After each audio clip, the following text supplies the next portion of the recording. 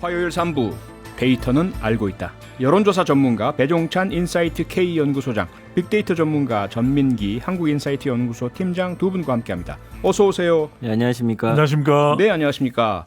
예, 장안에 화제가 되고 있는 그 배종찬 소장님의 배추머리 지금 유튜브에 들어오시면 보실 수가 있고요. 전민기 팀장님의 남다른 그런 이 아우라 역시 유튜브로 들어오시면 확인이 가능합니다. 지금 데이터는 알고 있다 유튜브로 생중계되고 있으니까요. 표창원의 뉴스 아이킥을 유튜브에서 검색해서 들어주시면 감사하겠습니다. 오늘도 먼저 여러분께 간단한 설문조사 질문부터 드려보겠습니다. 서울시가 기준 중위소득 150% 이하 가구를 대상으로 36개월 이하 영아를 돌봐주는 할머니, 할아버지 등 사촌 이내 친인척에게 30만 원의 돌봄 수당을 지급하기로 했습니다. 여러분께서는 이 돌봄 수당 지급에 대해서 어떻게 생각하십니까? 1. 찬성한다. 2. 반대한다. 3. 잘 모르겠다. 서울시의 돌봄 수당 지급에 찬성하신다면 1번을, 반대한다면 2번을, 잘 모르겠다면 3번을 보내주시면 되는데요. 보내실 곳은 휴대폰 문자 샵 8001번이나 스마트 라디오 미니입니다. 샵 8001번 혹은 스마트 라디오 미니. 미니는 공짜지만 문자는 단문 50원, 장문 100원에 이용료가 별도로 있습니다. 모두 5분 뽑아서 치킨 세트 교환권 보내드리겠습니다. 배종찬 소장님, 네. 자녀분 어떻게 키우셨어요? 저는 애가 셋이거든요. 예. 근데 이제 지금 여기 나오는 게 할아버지 할머니 사촌이 된 친인척에게 월 30만 원일 겁니다. 네네. 생각해 보면 아이를 뭐 매일 봐준다, 뭐 일주일에 두세 번 봐준다 다르겠지만 네. 참 이게 30만 원이 많은 돈이 아닐 겁니다. 그리고 그분들의 또 노후의 자유가 있는 것이기 때문에 그렇죠. 저는 이걸 떠나서 더 근본적으로 네. 어떤 식으로든 국가가 마을이 사회가 아이를 낳기만 해라 키워준 저는 대한민국이 저출산 문제 해결하는 게 더 핵심이지 않습니까? 예. 육아 천국으로 만들어야 됩니다. 방송 천국은 MBC, 육아 천국은 대한민국. 예, 알겠습니다. 여론조사 천국은 배종찬. 네. 전민기 팀장님 아드님 가끔 이제 방송국 같이 오시는데 맞습니다. 너무 예뻐요, 귀엽고. 너무 귀여워요. 네, 근데 이제 저희도 둘이 키우다 보니까 네. 그런 문제가 발생하는 거예요. 이제 일터에 데려간다든지. 그럼 돌봄 수당 이렇게 드리면 조금 도움이 될까요?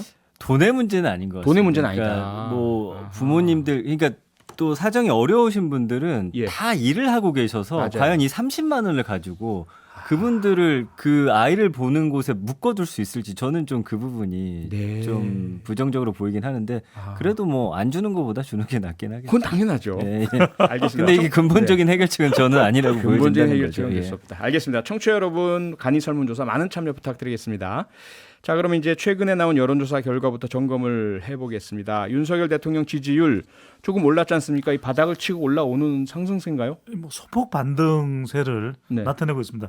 리얼미터가 미디어 트리뷴 의뢰로 지난 16일부터 19일까지 실시한 조사입니다. 예. 오늘 소개해드린 모든 조사는 중앙선거론조사 심의위원회 홈페이지에서 확인 가능합니다. 윤석열 대통령 국정수행 긍정평가 32.2%로 나타났습니다. 네. 부정평가는 윤석열 대통령이 잘 못하고 있다는 부정평가는 65.8%로 나타났습니다. 네. 그러니까 이게 직전 조사와 비교하면은 조금이라도 올라갔고요. 긍정 지지율은 1.8% 포인트 올라갔고요. 네. 부정평가도 직전 조사보다 내려왔기 때문에 워낙 많이 떨어졌지 않습니까? 그러니까 네. 주가도 그렇지만 이 지지율도 워낙 떨어지면 지난 대선에서 윤석열 대통령이 얻었던 득표가 48%니까 예. 최근에 이제 취임 100일을 맞아서 우리 MBC도 그렇고 실시했던 조사가 대체로 20%대였거든요. 네. 그다음에 너무 많이 하락했다. 그리고 윤석열 대통령도 대통령실 내부에 문제가 없는지 감찰하겠다. 네. 감찰하겠다. 또 메시지 관리를 위해서 김은혜 전 의원을 홍보수석으로 임명했고 좀 변화가 보이고 있거든요. 네네. 이런 부분도 뭐 영향을 미쳤다고 봐야겠죠. 네. 자, 뭐 많이 떨어졌었고 이제 조금 올랐다라고 하더라도 오름세, 상승세라면 그것도 분명히 의미는 있을 텐데요. 그럼요. 일각에서는 요게 이준석 전 대표 관련된 효과, 네. 깜짝 잠깐 동안의 반등일 뿐이다. 이런 시각도 있던데 어떻게 보세요? 그런데 본격적인 반등세라는 것은 결국 중도층이 지지율이 올라갈 때 반등이 되는 것이거든요. 네. 특히 이제 아직까지도 윤석열 대통령의 지지율이 30%대라면 이건 뭐 본격적인 지지층들도 아직까지 되돌아오지 않았다. 집 나간 지지층들마저도 예. 대선 때 48%니까요. 예. 그러니까 윤석열 대통령의 핵심 지지층은 문재인 전 대통령은 호사와 호남 40대 화이트 칼라였고 네. 윤석열 대통령은 대륙주가 핵심 지지층이에요. 대구 경북, 네. 60대. 그다음에 주부겠죠. 근데 어. 아직 이들 핵심 지지층들도 다 돌아오지 않은 상태이기 때문에 그래도 점진적으로 아주 작게 살금살금 올라가고 있는데 이걸 이제 이준석 전 대표 때문에 지지율이 올라간 거라고 해석을 하냐면 네. 70대 이상에서 결집을 하거든요. 그리고 부산, 울산, 경남에서 예. 결집하는 모습은 이건 큰일 나겠다. 이준석 전 대표 이 파장이 커지면 당도 무너지고 대통령도 무너지겠다. 이런 위기감에 따른 이준석 전 대표도 원인이 됐다고 볼 수가 있는 것이죠. 네. 전민기 팀장님. 네. 뭐 소폭이든 어쨌든 상승세입니다. 상승했습니다. 그러다 보니까 대통령실은 좀 이제 반색을 보이는 것 같고요. 네. 그러면서 이제 앞으로 계속 지속적으로 지지를 올리기 위해서 국민 눈높이에 맞추겠다. 이렇게 이제 얘기를 하는데 전민기 팀장님 보실 때는 국민 눈높이에 맞추는 대통령과 대통령실의 변화 어떤 방향이어야 한다고 보세요? 그거 뭐 저희가 계속 지적을 해드렸죠. 예. 예, 뭐 정책, 경제 살리기, 음. 그다음에 뭐 외교, 뭐 이런 부분, 그다음에 당 내분을 좀 정리하는 그런 좀 예. 제스처라든지, 예. 물론 좀 당과 어느 정도는 분리돼야겠지만 예. 그런 모습들을 보여줘야 될 것 같은데 네. 일단은 먹고 사는 문제가 가장 시급한 것 같습니다. 그리고 코로나를 이제 앞으로 어떻게 잘 대응하는지 일단 예. 추석을 앞두고 있기 때문에 물가 잡는 것에 가장 좀 신경을 많이 써야지 되지 않을까. 아하. 그런 부분이 결국에는 추석에 또 밥상 앞에 모여가지고 이제 정치에 대해서 이야기할 때 좀 예. 더 긍정적인 신호로서 좀 발현되지 않을까 싶습니다. 네. 배 소장님 앞서 지지율 상승 네. 설명을 해주시면서 지지층 중에도 아직은 다 안 돌아왔다. 예. 70대 이상과 일부 부산, 경남, 대구 쪽에서 위기감에서 조금 결집했다라는 말씀을 주셨는데 일부의 분석에서는요. 수도권과 중도층에서 상승했다. 이건 상당한 의미다. 이렇게 보는 시각도 있던데요. 그렇습니다. 뭐 아주 큰 폭은 아니지만 네. 수도권 중도층이라는 것은 이제 조금 윤석열 대통령이 태세 전환하는 것도 효과가 있다고 볼 수 있을 것 같고요. 특히 중요한 것이 이제 경제 쪽에 지금 많이 이제 신경을 쓰고 있는 거. 그래서 예. 민방위복도 대통령이 착용했는 민방위복도 기존의 노란색에서 뭐 변화가 있거든요. 그렇죠. 그런 변화, 상징적인 변화 이상의 대통령이 이제 변해야 된다는 것에 대한 요구이기도 한 것이죠. 네. 방금 전에 전민기 팀장 이야기가 정말 예리한 분석입니다. 그러니까 결과적으로는 뭐 경제도 그렇고 수도권에서는 부동산도 그렇고 네. 원희룡 국토부 장관이 또 부동산 정책 발표한 것도 수도권 지역에는 또 영향이 있다고 볼 수가 있는 것이고요. 특히 이제 아하. 코로나나 물가 이 부분을 얼마만큼 잘 다루느냐 네. 이 부분이 이제 조금 이제 효과가 있어야만 가장 또 유권자층이 많은 곳이 수도권이거든요. 네. 지난 대선에서 서울에서는 윤석열 대통령이 그래도 더 많이 득표를 했잖아요. 네. 그만큼 중요한 지역이 수도권이라고 봐야 되겠죠. 네. 그 빅데이터 키워드 상에서 이제 김건희 여사 올라오고 태도 같은 키워드 뜨면 이제 지지율이 계속 떨어졌거든요. 네네. 이 김건희 여사가 등장하는 모습을 좀 덜 보여주고 네. 그다음에 이제 발언이라든지 이런 거에 있어서 국민들의 어떤 비판 같은 걸 좀 수용하는 모습 지금 좀 달라지지 않습니까? 좀 네. 말 줄이고 그다음에 정책 내놓고 뭐 이런 방향으로 가야 되지 않을까 싶습니다. 네. 지지율을 어떻게 하냐가 중요한데 그동안 뭐 배종찬 소장이 접니다. 네. 네. 경미야 이거는 다들 아실 거예요. 예. 그래서 이제 요즘에 방송에 나가면 다들 왜 표창원만 나가면 그 프로그램을 이야기할 때 예. 대부분 사람들이 뭐 뉴스 하이킥 이렇게 이야기 안 하고 그냥 예. 표창원에 나가면 이런 이야기를 하거든요. 네. 뭐 좀 새로운 겁니다. 근데 새로운 걸 가져왔습니다. 예. 결국 뭡니까? 윤석열 대통령이 지지율을 끌어올리면 444 이걸 잘해야 됩니다. 444요. 그렇습니다. 인사, 네. 수사, 어허. 검사 마지막입니다. 네. 여사. 아, 김건희 여사.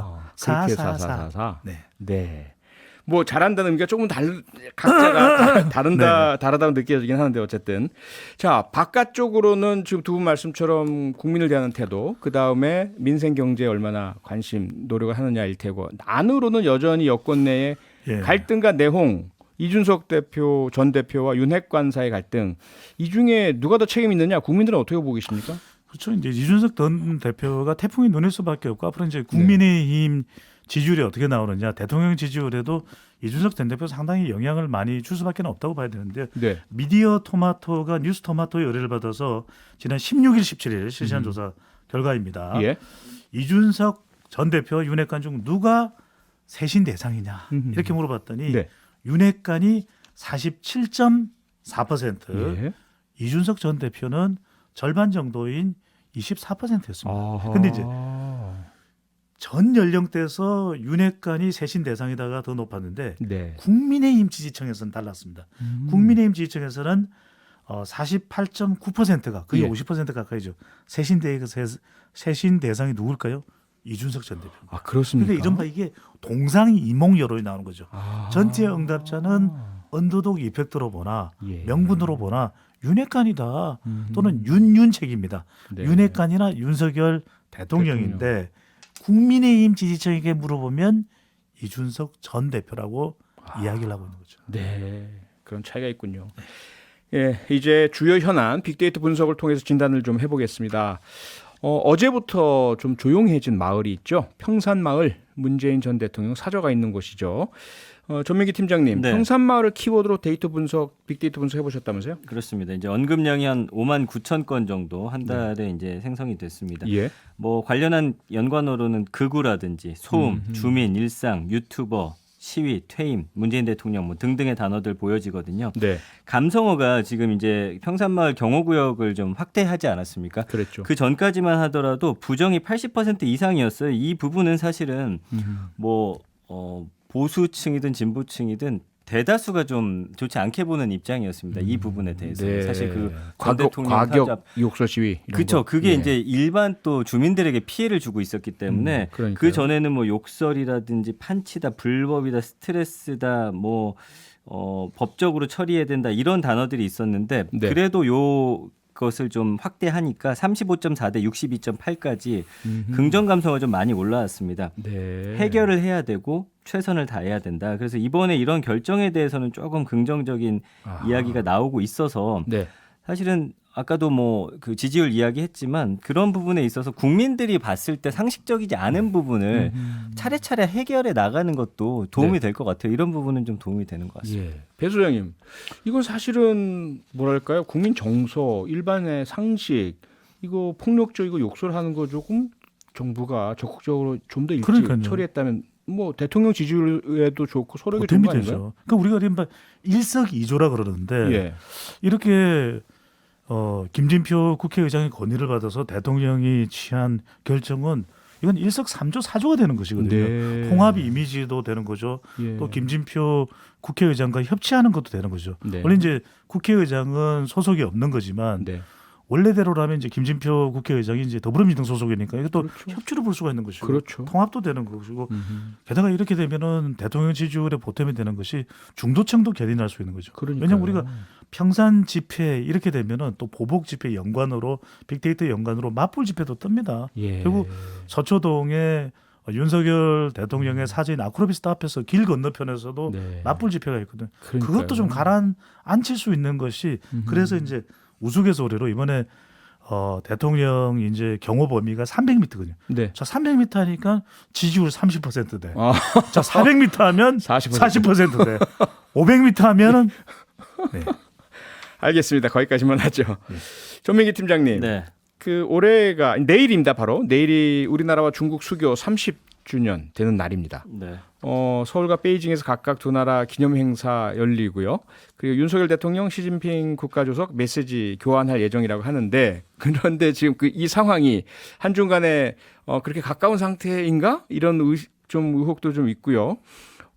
빅데이터 상황은 어떻습니까? 분석해 보셨죠? 네.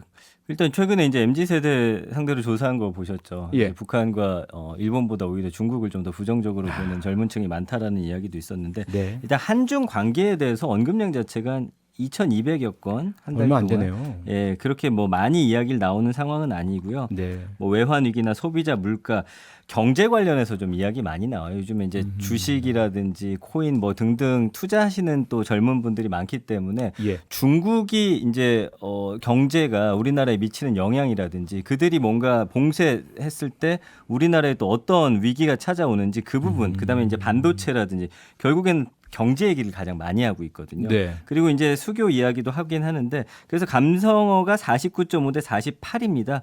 뭐 축하라는 말도 있네요. 중국 아하. 수교 30주년을 축하한다. 그리고 예. 좀 한중 관계를 좀 안정적으로 이끌어갔으면 좋겠다. 좀 평화적인 관계가 됐으면 좋겠다. 이런 좀 바람들이 있고요. 네. 대놓고 싫다. 도움이 되지 않는다. 우리를 너무 견제한다. 더 나빠지고 있다. 뭐 이런 단어로서 한 팽팽하게 한 반반 정도 중국을 지금 바라보고 있습니다만 네. 그것도 결국에는 긍정 감성어는 좀 더 사이가 좋아지길 좀 바라는 마음. 그 이면을 봤을 때는 결국에는 내가 투자라든지 경제 상황이 나아지길 바라는 마음이지 예. 뭐 어떤 역사적이라든지 한중 관계가 좋아짐으로 인해서 뭐 좀 발생하는 다른 어떤 외교적인 것보다는 경제 쪽에 좀 많이 치우쳐 있는 그런 상황입니다. 키워드 자체가. 경제요. 배 소장님. 예, 그러니까 돌이켜 보면은 네. 1992년에 한중 수교가 됐거든요. 그 전까지는 우리는 정말 뭐 중국 하면은 중공이라고 불렀잖아요. 중공이라고 불렀죠. 예, 중국 공산당. 그래서 예. 대만 정부하고 오히려 우리의 관계가 더 적극적이었던 때가 있었을 정도로 혈맹이었죠. 네, 그러니까 이제 대만과. 제가 90학번인데 네. 92년에 정말 떠들썩했었습니다. 아, 그때 예. 그 전까지만 해도 중어 중문학과가 크게 각광받지 못하다가 네. 이때 되면 막 캠퍼스에서 중국어가 많이 들려요. 하오. 근데 하오밖에 모르세요? 중국어? 알겠습니다. 계속하세요. 예, 지금의 네. 지금의 이제 예. 중국 관계는 헌하오가 아니라 헌난 어. 어려워지는 상황이 돼버리는 것도 아닌가 생각하는데 지금 네. 마침 때 맞춰서 어제입니다. 22일 중앙일보와 동아시아 연구원 EAI가 한국 리서치에 의뢰를 해서 조사한 결과가 이제 발표가 됐습니다. 자세한 내용은 이제 조사 기관에 들어가서 확인을 할 수 있는데 아주 의미심장한 결과들이 많은데 우리 국민들의 응답입니다. 예. 사드 정상화 찬성 여론이 무려 74.7%입니다. 아. 그러니까 윤석열 대통령도 지난 대선 때 사드 필요하면 설치해야죠 이랬거든요. 근데 성대모사 하시는 거예요 지금? 저는 이거 한중 관계가 참 윤석열 정부에서 녹록지 않을 가능성이 높다. 지금 우리가 이제 경제적으로는 반도체 동맹이라고 해서 바이든 대통령이 방문했을 때 평택도 반도체 공장도 방문했으면 칩포에 이제 들어가는 것들인데 이번 조사 결과를 보면 중국의 부상이 한국의 경제 안보에 어떻게 작용할지 물어본 결과 네. 75.4%가 위협이라고 응답을 했습니다. 위협. 예. 아하. 그러니까 상당히 시간이 지나면서 중국에 대한 혐오가 중국도 우리에 대한 혐오가 있고 우리가 네. 중국에 대한 혐오가 너무 강한데 중국을 향한 우리 국민의 부정적 인식은 얼마 정도 되는지 아십니까? 이번 조사 결과를 보면 무려 70.3%입니다. 그러니까 점점 올라갑니다. 예. 그러니까 한 5년 전, 10년 전만 하더라도 중국과의 관계가 상당히 좋았을 때만 하더라도 그랬는데 네. 이게 뭐 동북 공정이 생기고 특히 이제 치명적으로 사드에 대한 이제 중국이 경제 보복을 하면서 한한령이 생겼거든요. 그랬죠. 그러니까 우리 게임 산업도 지금 판호라고 그래서 네. 중국에서 허가를 받아야 들어갈 수 있는데 이런 부분들도 사실 중국과의 네. 상당히 감정의 골이 깊어지는 네. 결과로 나타나고 있습니다. 아, 전민기 팀장님. 네. 윤석열 대통령 대선 공약 파기 뭐 이런 기사들 계속 지금 나오고 있고요. 맞습니다. 이것이 이제 수도권 1기 신도시 재정비 계획 왜 공약들을 안 하느냐? 마스터 플랜을 2024년까지 만든다. 국토부에서 발표하니까 이건 뭐 거의 안 하겠다는 거 아니냐? 맞습니다. 공약 파기 얘기도 나오고요. 네. 빅데이터 상황은 어떻게 나옵니까? 이 이슈? 네, 여론이 안 좋습니다. 뭐 언급량은 이거는 일주일 기준이긴 한데 1,500여 건. 요거는 아무래도 좀 그곳에 사시거나 연관 있는 분들이 좀 많이 올리고 계세요. 그래서 전국 이슈는 아니니까. 그렇죠. 일기 신도시 하면은 보시면 공약이라든지 마스터 플랜 최근에 이제 기사화되는 그런 이야기들 많이 나오고 있고요. 예. 감성어적으로 봤을 때 36.5 대 61.3인데 뭐 희망 고문이라든지 불만이다, 실망이다, 비판하다, 논란이다, 뿔나다, 약속을 지키지 않는다, 뭐 이런 단어들 밀려나다. 네. 결국에는 사실은 그분들 입장에서는 뭐 공약을 좀 빨리 이행해라 그리고 좀 구체화시켜라 희망 고문하지 말고 뭔가 눈앞에 우리가 볼 수 있는 계획들을 빨리 내놔라 이런 좀 목소리를 많이 내고 계시거든요. 뭐 여론 언론 통해서 그 지역 주민들의 목소리 나가는 그대로 좀 강한 어조로 이야기 나오고 있습니다. 네. 아무래도 이제 일기 신도시 들어선 지 개발된 지가 상당히 오랜 오래됐죠. 시절이 흘렀고요. 그럼요. 지금 노태우 정부 때 그렇죠? 이제 우리 청취자분들 생각하실 때는 이제 일기 신도시가 어디냐면 뭐 분당이나 네. 또 일산 또 중동 삼본 이런 데가 다 이제 일기 신도시거든요. 그렇죠. 오래될 만큼 이제 오래됐습니다. 이 지역도 예. 그러다 보니까 이제 재건축 재정비를 해야 되는데 2024년이면 무슨 말이냐 이거 대선 때는 부동산 관련돼서 다 한다더니 어떻게 된 거냐는 불만이 나오는 거죠. 그러게요. 네, 저희들 광고 듣고 돌아오겠습니다. 네, 데이터는 알고 있다. 배종찬 소장, 전민기 팀장 두 분과 함께 하고 있습니다. 전민기 팀장님, 네. 또 관심 끄는 정책이 하나가 있죠. 서울시가 신설하는 돌봄 수당. 시작하면서 청취자 여러분께 설문조사 질문도 드렸습니다만, 이 돌봄 수당 관련한 빅데이터 분석해 보셨죠? 원금량이 일주일 동안 557건밖에 안 됩니다. 네, 많지 않네요. 뉴스라든지 이게 일단 정책이 좀 시행돼야 좀 더 이야기 나올 것 같고요. 네, 사실 이런 것들을 또 몰라서 신청을 해야 받는 경우면 네. 사실 모르고 지나가는 경우가 더 많으신 것 같아요. 그렇네요. 그래서 사실은 이런 코너를 통해서라도 좀 많은 분들께 알려드릴 필요는 있는 것 같고요. 예, 돌봄수당 이제 누가 받는지 기본 중위소득 150% 이하 가구라고 이제 기준이 나왔죠. 네, 뭐 맞벌이나 조부모, 아이 돌봄 서비스, 뭐 바우처나 이런 단어들로 쭉 이제 이야기 나오고요. 이제 네. 오세훈 서울시장 이름도 보이네요.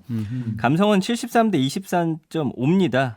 뭐 나쁘게 볼 이유는 없다고 제가 아까 긍정 감성이 73%. 그렇죠. 안심이라는 키워드인데 이게 뭐 잘 확립되면은 그래도 가족들한테 내 아이를 맡기는 게 가장 좀 안심되는 그런 부분이고요. 예. 근데 부담은 이제 세금이라든지 이런 부분 좀 부담되는 거 아니냐라는 좀 이야기도 나옵니다만 네.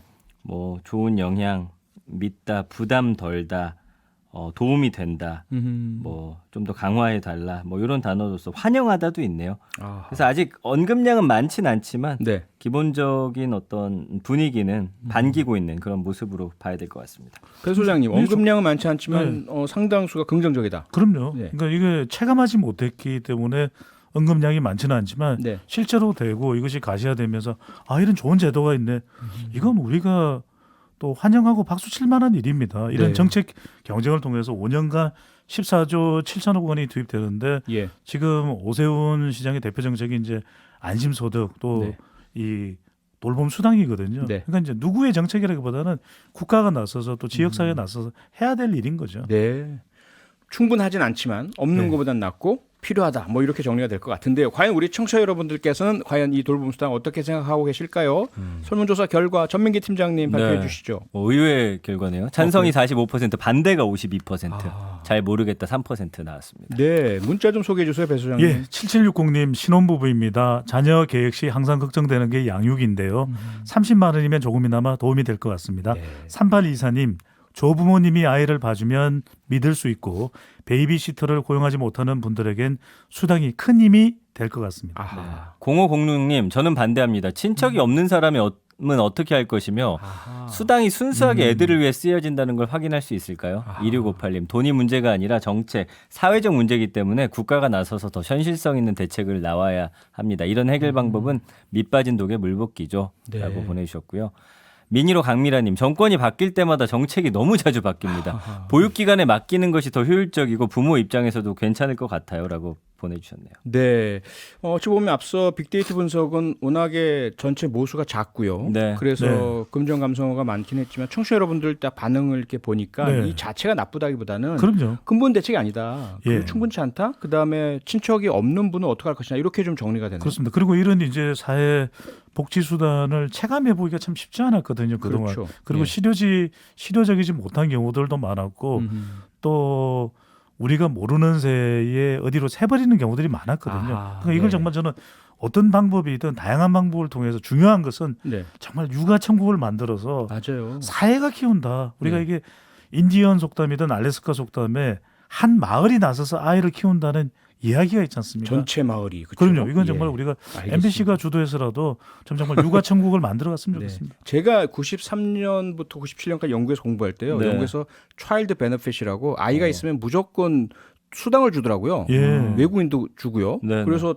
그걸 가지고 심지어 담배를 사 피우시거나 술을 사 드시는 분도 저희가 목격을 해서 이게 뭐야라고 했었는데 네. 영국인들의 답은 아니 그걸로 뭘 하든지 간에 어쨌건 아이 때문에 나온 것이기 때문에 부모가 아이에게 조금 더 관심을 갖고 애정으로 키울 것이다. 이런 인식들이 있더라고요. 그렇죠. 그래서 미국도 아이들을 기준으로 한 그런 복지 정책이 참 잘 돼 있거든요. 영국의 요람에서 무덤까지라는 거 이야기도 있어요. 우리도 정말 아이들을 위해서라면 모든 걸 할 수 있는 제도가 있으면 좋겠습니다. 그러니까요. 우리 아이들만큼은 잘 키웠으면 좋겠습니다. 대한민국.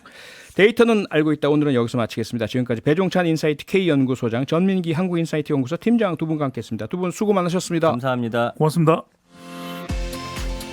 평일 저녁 6시 5분에 여러분을 찾아갑니다. MBC 라디오 표창원의 뉴스 하이킥.